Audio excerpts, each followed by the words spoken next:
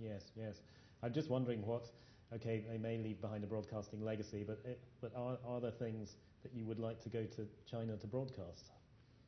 Sure. I mean, I think one of the things that we found when I was at IMG in Hong Kong was that you had plenty of events where you found sponsor support for events in China, but the issue was always the logistics of getting a quality signal out of China meant that you'd got a question mark over international sales of the event. And I'm sure the other buyers here would say, when you see an event coming out of a territory which has got a tradition of broadcasting issues, it raises question marks for you when you want to put a big rights fee against it.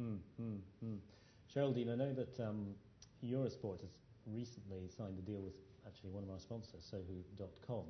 Can you tell people in the audience a little bit about what that involves and what the thinking behind that deal was? It's an internet partnership.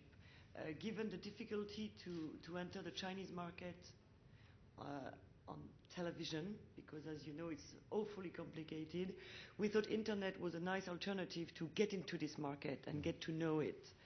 And we found a wonderful partner with Sohu, and basically the idea is that we make a website in Chinese which is a European content, European sport content in Chinese, and we provide this content Eurosport.com, Eurosport.cn actually, to Sohu.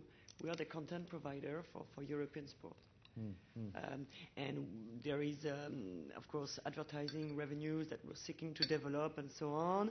Slowly we can develop a bit of video content, but this is only the beginning at this stage, but we hope that it's going to grow until Beijing, and at least we're learning from the market through this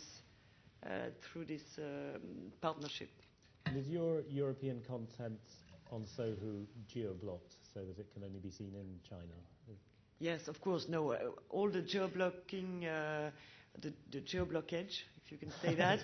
I don't know if geo-blockage is a word or not, but it's a good one. It's a good one. That is necessary to be done is done. So yes. Sometimes we do have content for Europe that cannot be seen in China. Sometimes there is, more rarely, but it could be that something is only Chinese and cannot be seen elsewhere. Now, we put in any system in place, whatever is necessary, of course. I was interested also that Eurosport broadcast the Asian Games in Europe, I think for the first time. Is that right? Yes. Anything you can tell us about the response to that, or viewing figures, or how did that go down?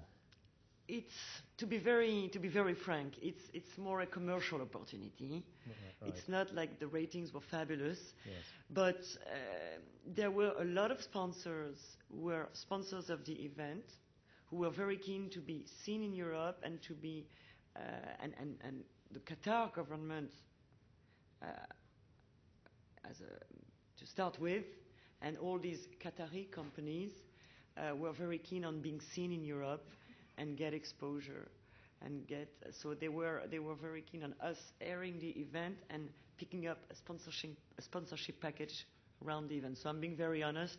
This was more of a commercial thing. It's interesting, because I'm just wondering, I mean, there's a lot of talk, I think, about the growth of the Asian sports market, but I wonder whether that growth represents a growth for Asian sport, or just a growth in the value of the international rights of European and US sports.